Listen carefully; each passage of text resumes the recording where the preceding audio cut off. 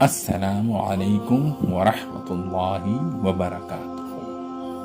اخلاص نیت۔ اخلاص کا مفہوم اللہ تعالیٰ کے اوامر کو صرف اللہ کی رضامندی کے لیے پورا کرنا۔ اخلاص سے کیا چاہا جا رہا ہے؟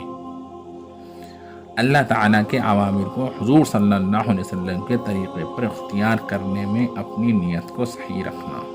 اس نمبر کی حقیقت حاصل کرنے کے لیے بھی 3 محنتیں شرط ہیں: اخلاص کی دعوت، اخلاص کی مشق، اخلاص کی دعا۔ میرے دوستو بزرگوں، عالم، سخی اور شہید جن کو سب سے پہلے جہنم میں ڈالا جائے گا، یہ بڑے بڑے اعمال والے ہیں جنہیں جہنم میں سب سے پہلے ڈالا جائے گا۔ جہنم انہی سے دکھائی جائے گی۔ یہ جہنم کی چپٹیاں ہیں، یہ جہنم کے دہکانے کے سامان ہیں۔ یہ بڑے بڑے اعمال والے صرف اس وجہ سے جہنم میں ڈالے جائیں گے کہ ان کی نیت صحیح نہیں رہ سکی۔ ابو ہریرہ رضی اللہ تعالی عنہ جو اس روایت کی نقل کرنے والے ہیں، وہ خود اس حدیث کو بیان کرتے کرتے بے ہوش ہو جایا کرتے تھے۔ صحابہ ایمان اور اعمال میں نمونہ ہیں۔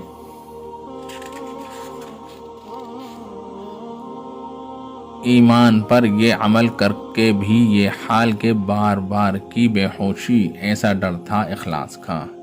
اسی طرح ایک بار یہی حدیث ایک شخص نے حضرت امیر معاویہ کو سنائی تو یہ حدیث سن کر بے ہوش ہو گئے۔ کتنی سخت حدیث ہے ہم سب کے عبرت کے لیے۔ اس لیے میرے دوستوں، عزیزوں، بزرگوں، ہر عمل میں اللہ رب العزت کی رضامندی کا جذبہ ہو۔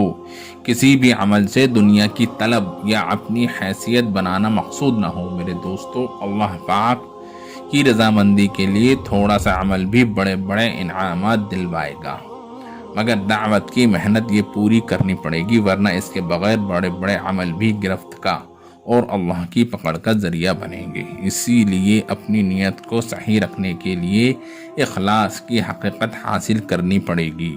اس حقیقت کو حاصل کرنے کے لیے بھی 3 کام کرنے پڑیں گے۔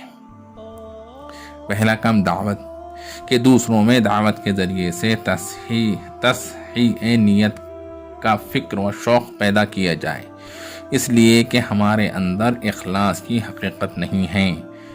اس کی حقیقت حاصل کرنے کے لیے میں اس کی دعوت دے رہا ہوں۔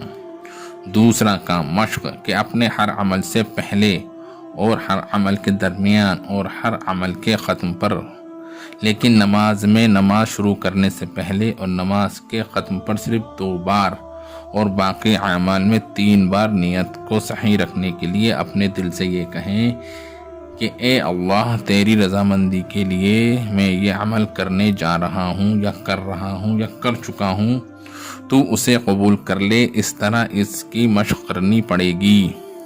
تیسرا کام دعا، کہ ہر عمل کے پورا ہونے پر اپنی نیت کو ناقص قرار دیتے ہوئے توبہ و استغفار کرے اور پھر رو رو کر اللہ رب العزت سے اخلاص کی حقیقت کو مانگے۔